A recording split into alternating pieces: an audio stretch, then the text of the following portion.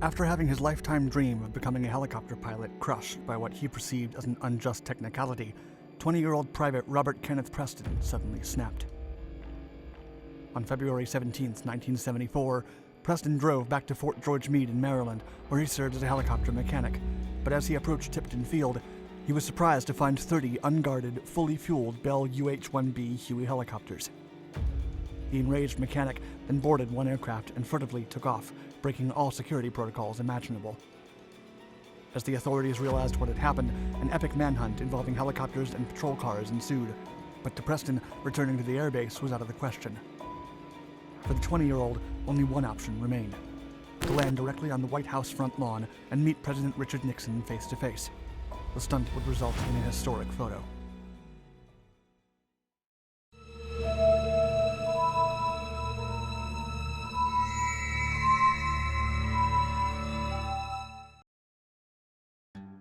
A disillusioned man. Born in 1953 in Panama City, Florida, Robert Kenneth Preston had dreamed of becoming a military pilot since he was only a young boy, eventually joining the Junior Air Force Reserve Officer Training Corps as a high school student, and then enrolling at Gulf Coast Community College. Having grown up under the all-encompassing presence of the Vietnam War, Preston was determined to become a military dust-off pilot, rescuing wounded soldiers on the battlefront and bringing them back to safety. The young enthusiast thus enlisted in the U.S. Army in 1972 under a 4-year program that ensured him 2 years of helicopter pilot training in exchange for 2 years of deployment. To be welcomed to train at Fort Walters, Texas, the young aspiring pilot flew the Hughes TH-55 Osage, but was disqualified from becoming a warrant officer pilot due to poor performance in technical training during the instrumental phase. Preston was certain that his dismissal had more to do with politics than with his personal shortcomings, as the U.S. was now withdrawing from Vietnam, and the Army was crammed with qualified helicopter pilots. To add insult to injury, Preston was still duty-bound by his contract with the Army, and he would have to stay in service for the time he had left. He was then transferred to Fort George Meade in Maryland, about 20 miles northeast of Washington, D.C., to begin training as a helicopter mechanic.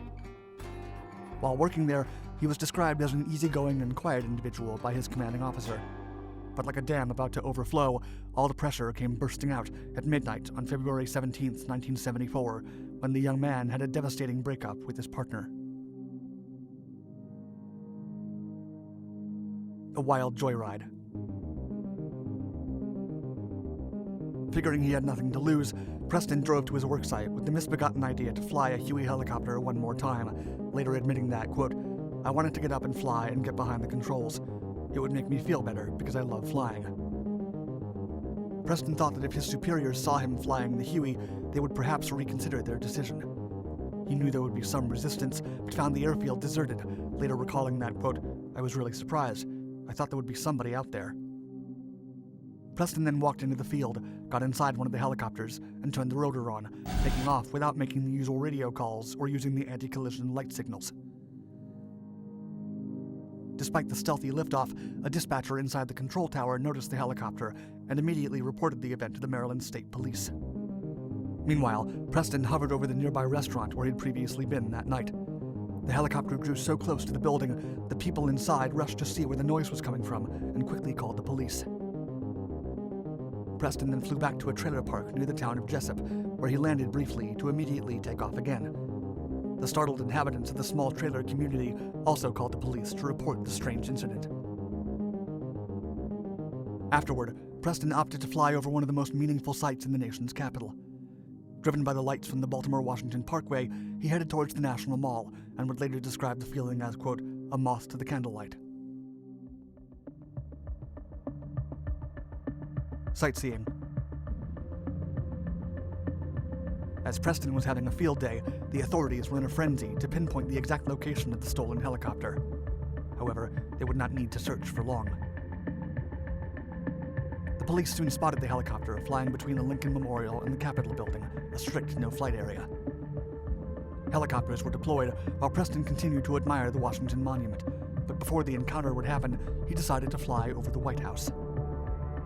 In the interim, the watch commander on duty inside the White House Executive Office Control Center was notified of the incident. Secret Service agent Henry S. Kolbosky then tried to communicate with his superiors as he peered into the night sky, looking for an incoming aircraft. The Secret Service had explicit orders to shoot down any unauthorized aircraft flying within the White House's restricted airspace, but the exact protocol was vague, and Kowalski was afraid of causing collateral damage if they shot down a helicopter flying on top of the central city area.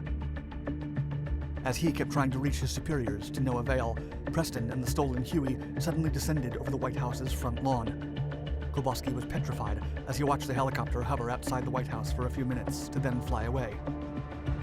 Kowalski then decided to take matters into his own hands. If the helicopter came back, the Secret Service would shoot it down. In hot pursuit. Unbeknownst to Preston, he was being trailed by a Maryland Police Department Bell 47G helicopter. Still, the aircraft was too slow to keep up with the Huey. The aspiring pilot then decided to fly back to Maryland, but was finally confronted by two Bell 206 Jet Rangers sent to intercept him when he left Washington, D.C. However, the two law enforcement helicopters struggled to keep up with the fast and agile Huey as it led them on a wild pursuit all over Maryland. The fugitive aircraft was now being chased by several helicopters in the air and countless patrol cars on land. At one point, he swooped in so close to a patrol car that he drove it off the road. Preston was feeling the pressure as he realized he would be shot down. Thus, he hovered over a donut shop and attempted to land in the parking lot to give himself in, but he couldn't find enough space for a safe landing. The fugitive then considered going back to base, but he was afraid of what the military would do to him and decided that his best course of action was to surrender to President Nixon himself. He then flew back through the National Mall and masterfully evaded interception attempts by pursuing helicopters.